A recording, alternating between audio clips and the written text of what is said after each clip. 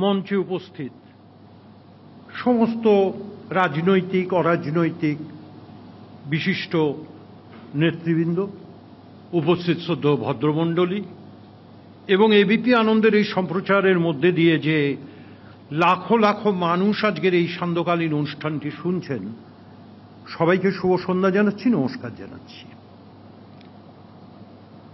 দেখুন, সুমনবাবুরা এই ধরনের যুক্তিতর্ক অনুষ্ঠান করেন মাসের শেষ মঙ্গলবার, প্রত্যেক মাসের শেষ মঙ্গলবার।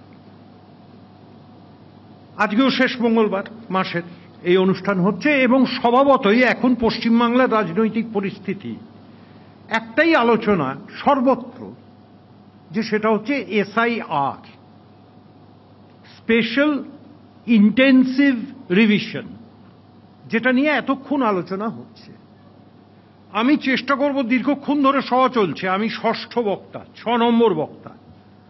আমার আগে 5 জন বক্তা তাদের মতো করে তারা তাদের ব্যাখ্যা দিয়েছেন, সুতরাং সেগুলোকে পাশ কাটিয়ে আমি অতিরিক্ত কিছু সংযোজন করতে চাই। তার কারণ এক কথার পুনরাবৃত্তি বারবার আমি করতে রাজি নই। প্রথমেই তৃণমূল কংগ্রেসের পক্ষ থেকে একটা কথা খুব পরিষ্কারভাবে বলে দিই, যে আমরা SIR এর বিরুদ্ধে নই, আমরা SIR এর পক্ষে। আমরা কি চাই মমতা বন্দ্যোপাধ্যায় পরিষ্কারভাবে বলেছেন, অভিষেক বন্দ্যোপাধ্যায় পরিষ্কারভাবে বলেছে, তৃণমূল কংগ্রেস পরিষ্কারভাবে বলেছে, একজন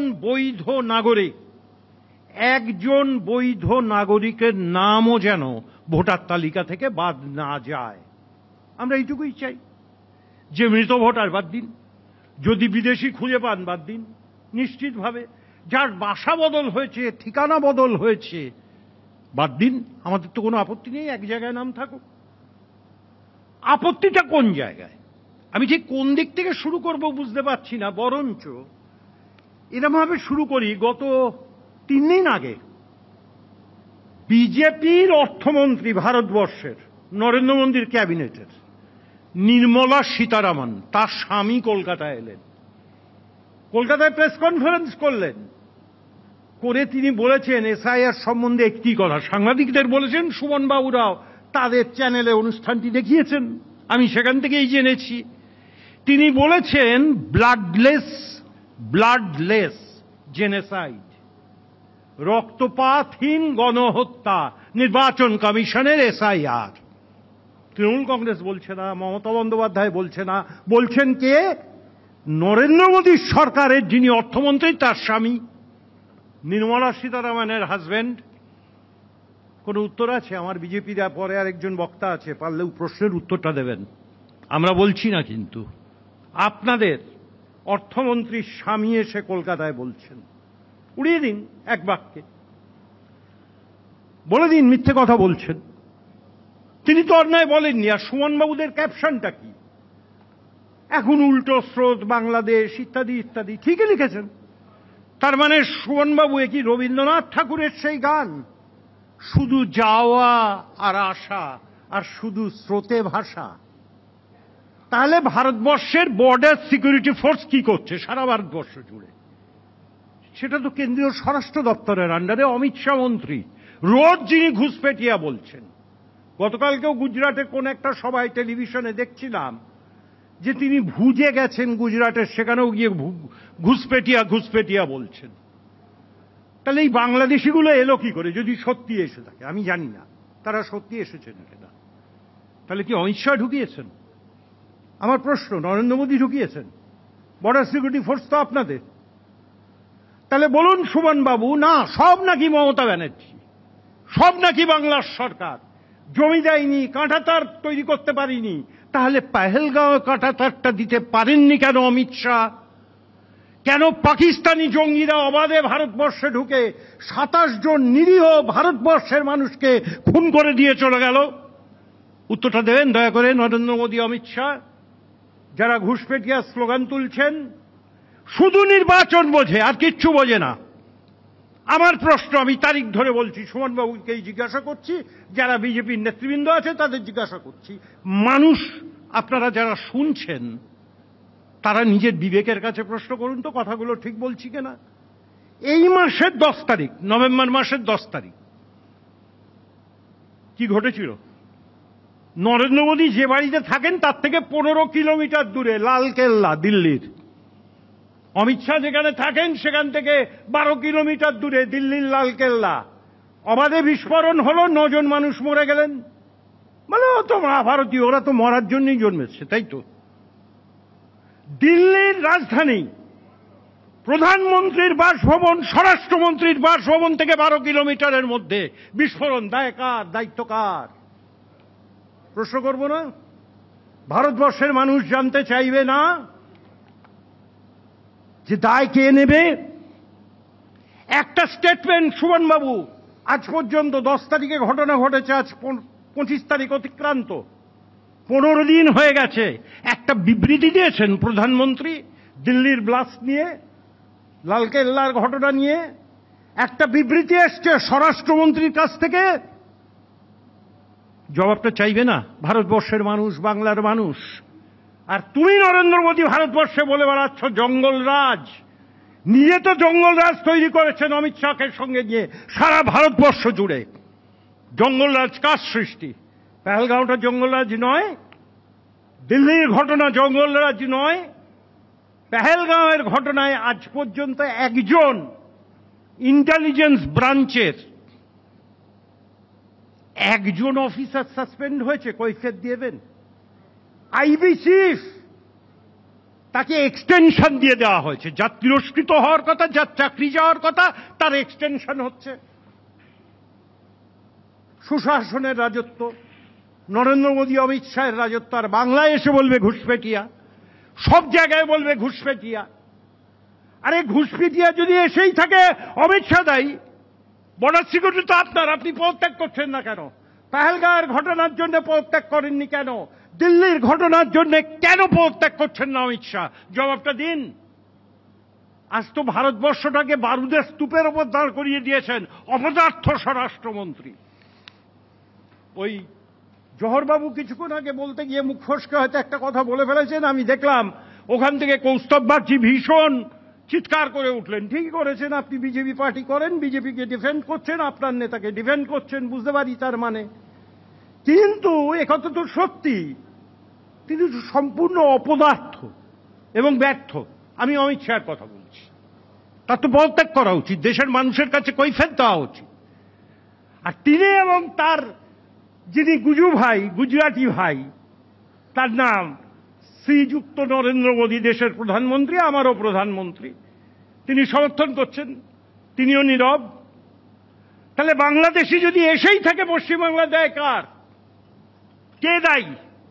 আমি একটা তথ্য দিই সুমনবাবু আপনাকে। ডক্টর মনমোহন সিং ভারতবর্ষের প্রধানমন্ত্রী ছিলেন 2004 সাল থেকে 2014 সাল, টানা 10 বছর। শুধু ফরেনার্স, এই যে অবৈধ ইল্লিগাল ফরেনার্স, অবৈধ অনুপ্রবেশী বলুন বা বিদেশি বলুন, ওনার 10 বছরের রাজত্বে ডক্টর মনমোহন সিং এর ইউপিএর সরকার, উনি ভারতবর্ষ থেকে বের করে দিয়েছিলেন 82,646 জনকে, 82,646 উনি বিতাড়িত করেছিলেন ভারতবর্ষ থেকে। আর সুশাসনের রাজা নরেন্দ্র মোদী থেকে অমিত শাহ 2014 সালের মে মাস থেকে 2024 সালের জুন মাস, এই মাফ করবেন 2024 সালের ডিসেম্বর মাস, ভারত সরকারের রিপোর্ট, আমার নয়, ফরেন ট্রাইব্যুনালের রিপোর্ট। সুশাসন বাবু শ্রী নরেন্দ্র মোদী এবং অমিত শাহ, তাদের জমানায় বের করে দেওয়া হয়েছে 3,227 জন।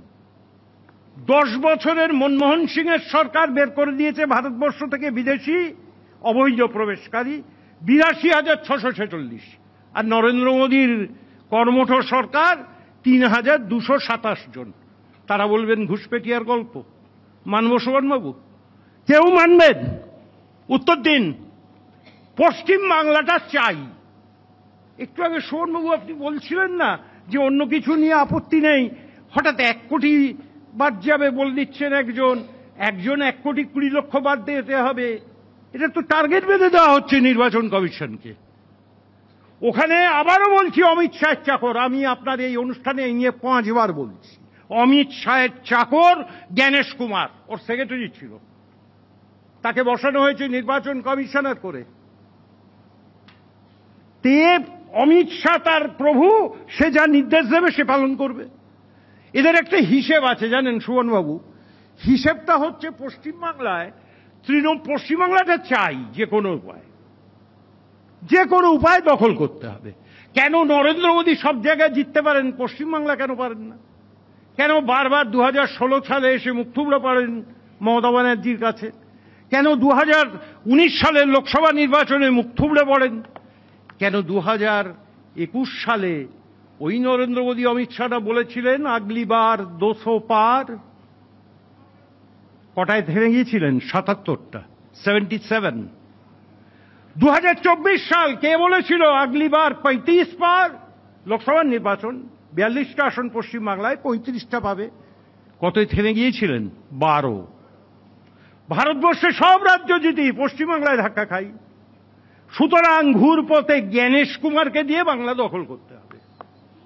উপায় বলে উপায় একটা আছে, পরিসংখ্যান বার করেছেন যে তৃণমূল 42 লক্ষ ভোটে এগিয়ে আছে বিজেপির থেকে গত নির্বাচনে। সুতরাং কায়দা করে পশ্চিমবাংলা থেকে 75 থেকে 80 লক্ষ লোকের নাম্বার দিয়ে দাও, সোজা অঙ্ক। রাজনৈতিক মূর্খ, আবার বলছি রাজনৈতিক মূর্খ। তার কারণ যাদের সৈনিকই নেই তারা যুদ্ধ লড়বে। সুমনবাবু, একটু আগে বোধহয় জওহরবাবুই বলছিলেন না অন্য কোন এক বক্তা বললেন, এই যে বিএলএ বুথ লেভেল এজেন্ট, কেন একা তৃণমূল ঘুরে বেড়াচ্ছে 80,000 বুথ পশ্চিমবাংলায়, কর্মীই নেই। তা আমরা কি কর্মী সাপ্লাই দেবো? কর্মী চাইছেন কৌস্তববাবু, কিছু সাপ্লাই দেবো আমরা? নাকি দীপশিতা দেবী অনেক কথা বললেন সাপ্লাই দেবো আপনাদের? আপনি সুনীল গঙ্গোপাধ্যায়ের কবিতা বলছিলেন, আর সুনীল গঙ্গোপাধ্যায়ের আমিও খুব ভক্ত জানেন। উনি জ্যোতিবাবু বুদ্ধবাবুকে উদ্দেশ্য করে জীবনের শেষ দিকে সেই 2004-05 একটা কবিতা লিখেছিলেন, কেউ কথা রাখিনি। আমি ভেবেছিলাম ওই কেউ কথা রাখিনি কবিতাটা হয়তো আপনি বলবেন, আমি জানি বিপাকে পড়ে যাবেন, ব্যাকফুটে চলে যাবেন, তাই পাশ কাটিয়ে গেছেন। কর্মী তৈরি করুন। আজকে যে ঘটনা সুমনবাবু ঘটছে, আপনারাও টিভিতে বারবার দেখাচ্ছেন দুটো জায়গা। আজকেও যেটা উঠে আসছে সেটা হচ্ছে স্বরূপনগর। দুটো ছবি আপনারা এবিপি আনন্দ লাগাতার দেখাচ্ছেন, একটা স্বরূপনগর উত্তর 24 পরগনায়, আর একটা কৃষ্ণগঞ্জ নদিয়ার। আপনারা বারবার দেখাচ্ছেন এই দুটো জায়গা। আচ্ছা সুমনবাবু, আপনার কাছে আমার প্রশ্ন, ওই বলছি মানুষ বিচার করবে। স্বরূপনগরটা কোন লোকসভা কেন্দ্রের মধ্যে? বনগাঁ লোকসভা। 2019-এও বিজেপি জয়ী, ওই শান্তনু ঠাকুর, আর 2024-এও শান্তনু ঠাকুর জিতে সেখান থেকে মন্ত্রী। ঘোষপেটিয়া কি শান্তনু ঠাকুর নিজের বৈতরণী পার করার জন্য ঢোকাচ্ছেন অমিত শাহের সাহায্যে? এক। দ্বিতীয় নম্বর, ওই কৃষ্ণগঞ্জ রানাঘাট লোকসভার মধ্যে, রানাঘাট 2019-এও বিজেপি জয়ী, 2024-এও বিজেপি জয়ী। কারা ঢুকিয়েছে সুমনবাবু? ওটা বিজেপি দল থেকে অমিত শাহকে দিয়ে ঢোকানো হচ্ছে, সেই জন্যই তো বিএসএফ নীরব। আমরা যদি ঢুকিয়ে থাকি, মমতা বন্দ্যোপাধ্যায় যদি আশ্রয় দিয়ে থাকে, তৃণমূল কংগ্রেস জিতত তো। তা বারবার তৃণমূল কংগ্রেস ওখানে হাঁটছে কেন? কাদের সাহায্যে ঢুকছে? অঙ্ক কষে। আর এবার ওই অঙ্কে কাজ হচ্ছে না। এবার অঙ্কটা কি? অঙ্কটা হচ্ছে এবার জ্ঞানেশ কুমার, ভোটার তালিকা থেকে নাম্বার দিয়ে দাও, অনায়াসে জিতে যাব। সুমনবাবু, আপনি কোনোদিন দেখেছেন এখানে প্রাক্তন যিনি আমাদের নির্বাচন পরিচালক ছিলেন রাজ্যের, তিনি বসে আছেন জওহরবাবু। আমি জওহরবাবুর কাছেই প্রশ্ন করছি, একটু ওপেন ফোরামে আমাকে বুঝিয়ে দেবেন তো। এসআইআর তো ডিক্লেয়ার হলো, ভালো কথা। প্রথম কথা হচ্ছে এসআইআর বলে কিছু হয় না, সেটা আপনি একেবারে সঠিক কথা বলেছেন, আমার যেটুকু জানা আছে। এমনকি নির্বাচন কমিশন সুপ্রিম কোর্টে গিয়ে মিথ্যে কথা বলেছে। সুপ্রিম কোর্টে দুই জজ সাহেবের ডিভিশন বেঞ্চ, ওই জাস্টিস সূর্যকান্ত আর জাস্টিস বাগচি যখন জিজ্ঞাসা করেছিলেন দয়া করে 2002 সালের এসআইআর এর নোটিফিকেশনের কপিটা জমা দিন, ওরা গিয়ে বলল ওই নোটি পাওয়া যাচ্ছে না, ইলেকশন কমিশন থেকে নাকি হারিয়ে গেছে। মিথ্যাবাদী। যারা সুপ্রিম কোর্টকে মিথ্যে কথা বলে তাদের আর কি বলবো বলুন? কিছু বলার নেই। সুপ্রিম কোর্টের কথা কে মানছে? নরেন্দ্র মোদীই তো মানে না। সুপ্রিম কোর্ট তো অর্ডার দিয়েছে 100 দিনের কাজের টাকা বাংলার মানুষের জন্য অবিলম্বে রিলিজ করতে হবে, মেনেছে? 1.5 মাস হয়ে গেছে, 1.5 মাস অতিক্রান্ত, মেনেছে। দ্বিতীয় কথা যেটা আমি বলছি, যে কথাটা প্রসঙ্গটা বলতে গিয়ে এটা বললাম, আমি শেষ করে দিচ্ছি, শোভনবাবু আর 1 মিনিট টাইম আমায় দিন, জওহরবাবুর কাছে, যে জওহরবাবু আপনি এই ব্যাপারে প্রাজ্ঞ ব্যক্তি, আপনি একটু ওপেন ফোরামে আমায় উত্তরটা দেবেন তো। এসআইআর ঘোষণা হয়ে যাওয়ার পরে 4 তারিখ থেকে এসআইআর শুরু হয়েছে, হঠাৎ 13 তারিখে নির্বাচন কমিশনার একটা নোটিফিকেশন জারি করলেন। এটা করা যায়? কি করলেন? এক আইনে শুরু হলো, খেলার মাঝপথে গিয়ে আইন বদলে গেল। কি আইন হয়ে গেল? বিএলএ মানে হচ্ছে বুথ লেভেল এজেন্ট। বিজেপি জোগাড় করতে পারছে না। এখানে বসে আছে ভূপেন্দ্র যাদব, সে কোথাকার যাদব ভগবান জানে, সে এখানে ঢুকে পড়েছে, ক্যাম্প করে বসে আছে। ওই যেমন অমিত শাহ বিহারে বসেছিলেন, দিল্লিতে বোম ফুটছে, কোনো ভুরুক্ষেপ নেই, নির্বাচন জিততে হবে। ভূপেন্দ্র যাদব হচ্ছে ভারতবর্ষের নরেন্দ্র মোদীর ক্যাবিনেটের ওই আপনার এনভায়রনমেন্ট মিনিস্টার, পরিবেশ দপ্তরে। দিল্লির মানুষ মুখে মাস্ক নিয়ে ঘুরছে, আর ওই এয়ার পিউরিফায়ারের বিক্রি নাকি দ্বিগুণ হয়ে গেছে দিল্লিতে, সবাই বাড়িতে লাগাচ্ছে। আর পরিবেশ মন্ত্রী কোথায়? বাংলায় ভোট করছে। তার তো দরকার নেই, এরা তো নির্বাচনের জন্য মন্ত্রী হয়েছে, তার বাইরে তো কোনো কাজ নেই। আমি যে কথাটা জওহরবাবুকে বলছিলাম, হঠাৎ 13 তারিখে আইনটা পাল্টে দেওয়া হলো কেন? বিজেপির বুথে এজেন্ট নেই, তাই বলে দিল গোটা বিধানসভার মধ্যে যে কোনো ভোটার গিয়ে অন্য কোনো বুথেও এজেন্ট হতে পারে। এটা আমি কোনোদিন দেখিনি, শুনিও নি। কেন গত পরশুদিন বিএলওদের নির্দেশ দেওয়া হলো যে 25 তারিখ মানে আজকের মধ্যে সমস্ত এনিউমারেশন ফর্ম দিতে হবে বা জোগাড় করে নিয়ে জমা দিয়ে দিতে হবে? কিসের জন্য? তাহলে কতদিনের এসআইআর? 21 দিন। 4 তারিখ তো শুরু হয়েছে, 4 তারিখে শুরু হয়েছে, কথা ছিল 4ই ডিসেম্বর পর্যন্ত ফর্ম দেওয়াও যাবে, নেওয়াও যাবে। এখন বলেছে না 25 তারিখ পর্যন্ত। কতবার আইন পাল্টাবেন? কতবার? কারণ পুরো জিনিসটাকে ঘোটালার মধ্যে নিয়ে গেছেন এবং ঘুরপথে পেছনের দরজা দিয়ে বাংলার ক্ষমতা দখল করার চেষ্টা করছে। আরে বাংলার মাটি দুর্জয় ঘাটি, বুঝে নাও দুর্বৃত্ত। এই বাংলায় তোমাদের মতো শয়তানদের, তোমাদের মতো সমাজ বিরোধীদের কোনো স্থান নেই। আর যারা শুধু ভোট রাজনীতি বোঝে, উন্নয়নের বিরুদ্ধে যারা, তাদের জন্য বলে দিচ্ছি, নরেন্দ্র মোদী যখন প্রচারে আসবে, 2 কোটি বছরে বেকারের চাকরি যেন সঙ্গে করে নিয়ে আসে, বাংলার মানুষ কিন্তু জানতে চাইবে।